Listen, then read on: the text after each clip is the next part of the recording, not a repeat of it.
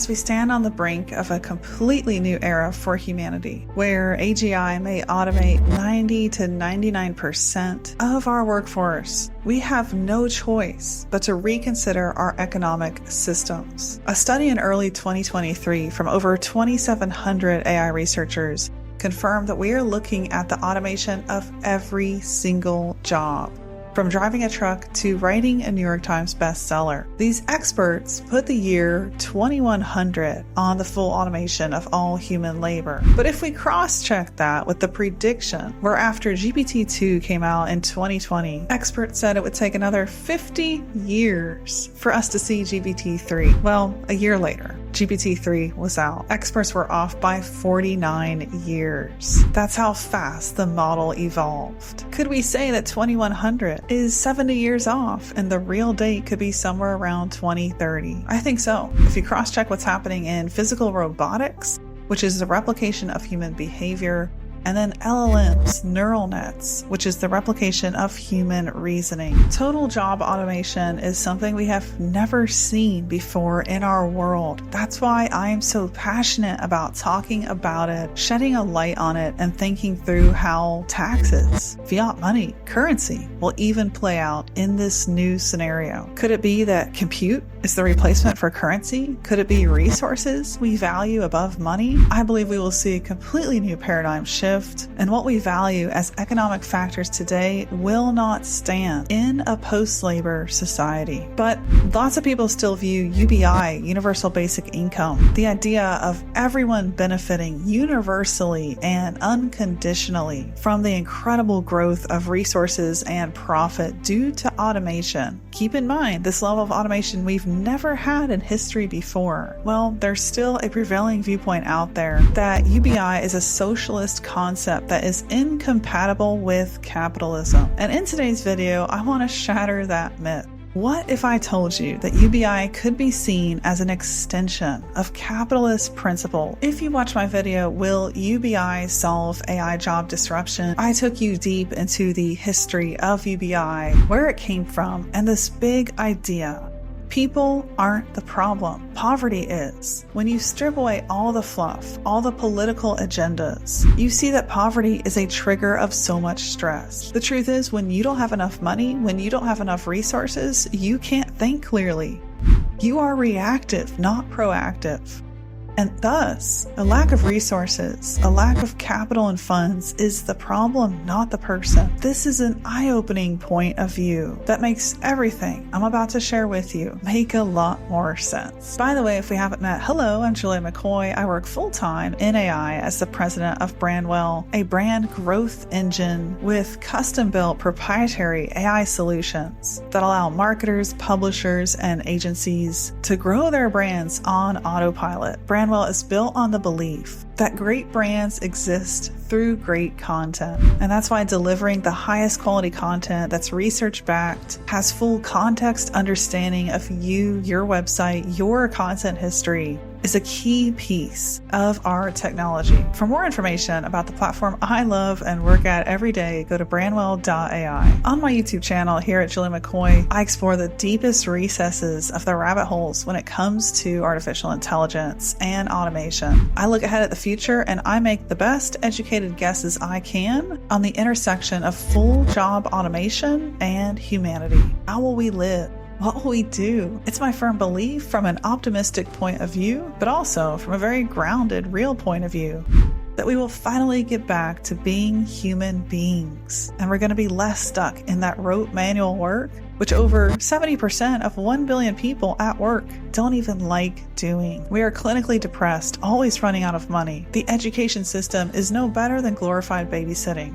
So my question is, if so many things are broken, why not let AI and AGI have a crack at solving these problems for humanity? So to explain the natural affinity between capitalism and UBI, and how a redistribution of the coming profits from total job automation is actually a potential extension of the capitalistic way of thinking, which has grown America for decades. It is a tangible and real way of thought, as crazy as it sounds. At its core, capitalism is all about the private ownership of capital and the free market's ability to effectively allocate resources. But it's also about creating value and then redistributing that value to the stakeholders involved. Capitalism, as an economic system, emerged in Europe during the late Middle Ages and early Renaissance. It evolved from feudalism, where there were lords, barons, and then peasants working in the field. Capitalism gained its momentum during the Industrial Revolution in the 18th and 19th century. Some of the principles of capitalism are why we have competitive markets today. In the 19th century, during the Industrial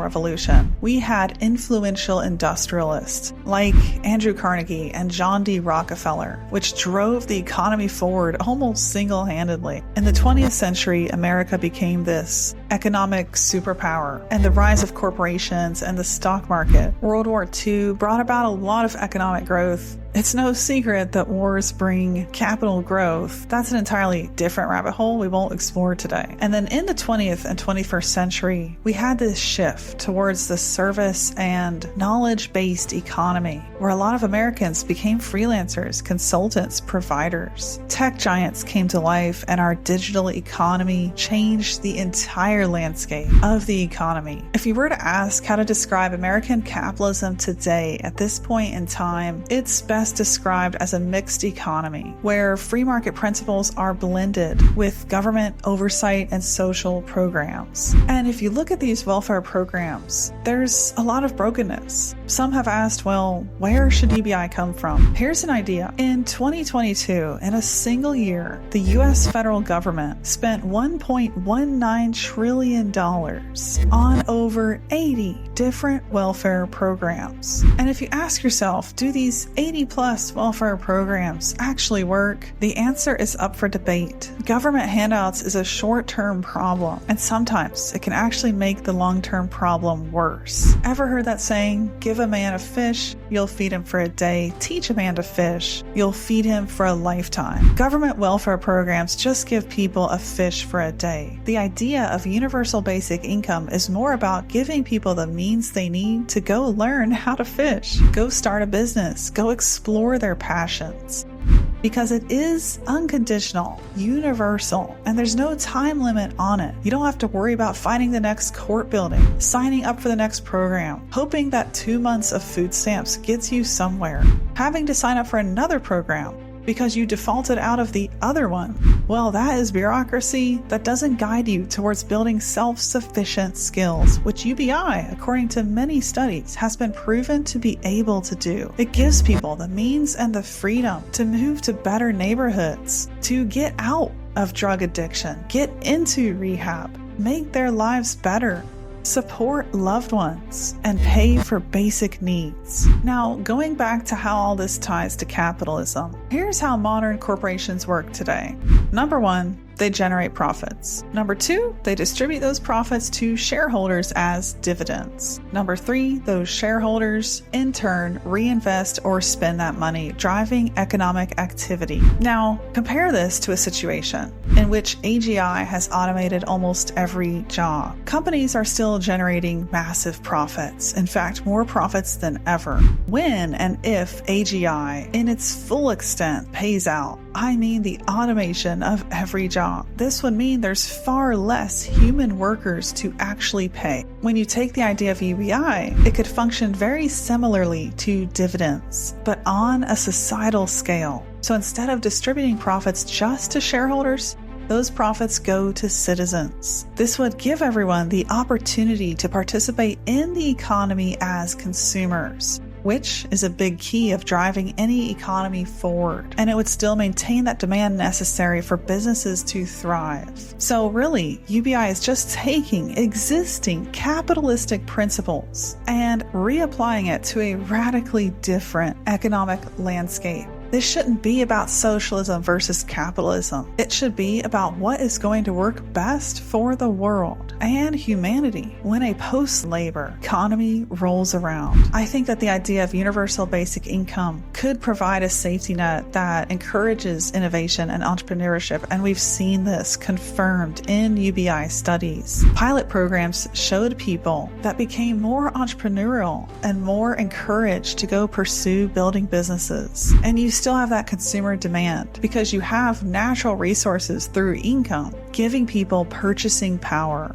This would also allow our society to be cohesive. We're looking at the potential of mass homelessness if there is simply no job available because the robots took them all. And UBI would give us the opportunity to actually embrace technological change instead of fear it because of mass job displacement. If the only thing you get out of this video is to move beyond the labels of capitalist and socialist, then you, my friend, are thinking correctly. We're looking at a new paradigm for society. And I don't think we're going to have to wait till the year 2100 to see it happen. If GPT-2 was 49 years early, beating out expert predictions, how soon do you think AGI could be here when you look at what's happening in technology every single day, right now in 2024?